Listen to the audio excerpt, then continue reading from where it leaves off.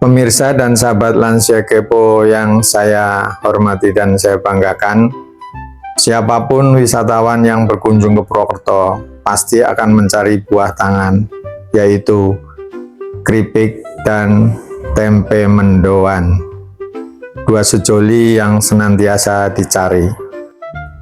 Bagi masyarakat Purwokerto sendiri yang akan berkunjung ke luar kota untuk bertemu saudara maupun kepentingan lain, mereka biasanya membawa oleh-oleh tempe keripik dan mendoan. Mari kita menuju ke Pliken, Kembaran, Banyumas. Sebelum berlanjut, mohon perkenan kiranya untuk subscribe, komen, dan share. Terima kasih sebelumnya. Inilah perempuan-perempuan tangguh yang berada di balik tempe dan keripik serta mendoan khas Purwokerto. Ibu ini sudah tidak muda lagi. Beliau sudah berusia lansia.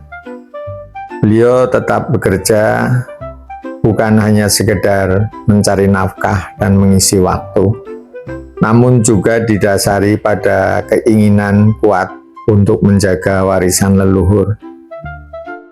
Sehingga dalam melaksanakan pekerjaannya pun, beliau sangat menghayati. Jangan dikira beliau yang sepuh ini pekerjaannya juga lambat. Tidak sama sekali. Saya sempat menghitung, dalam waktu 45 menit beliau sanggup membungkus sekitar 80 bungkus. Berapa upah yang beliau bisa peroleh selama satu hari? Beliau tidak menjawab dengan jelas, namun dia menyatakan bahwa pekerjaan ini lebih kepada menjaga tradisi. Artinya, di tangan ibu sepuh inilah tempe bisa terus bertahan hingga saat ini. Untuk lebih jelasnya, mungkin kita nanti akan bisa memperoleh jawaban dari para pembungkus tempe yang juga ibu-ibu yang masih muda. Cara kerja mereka dalam membungkus hampir mirip. Mereka lesehan di lantai. Tempe yang akan dibungkus ada di depannya. Tiga ibu muda ini bekerja rutin membungkus tempe. Pekerjaan yang bagi mereka tidak saja membantu ekonomi suaminya yang juga pengrajin tempe, tetapi semacam panggilan juga. Hampir mirip dengan ibu sepuh tadi. Mereka sangat sulit untuk saya peroleh jawaban untuk dapat berapa setiap harinya. Namun jika pekerjaan ini memang tidak memberi manfaat ekonomi, sudah pasti mereka tidak akan melakukannya.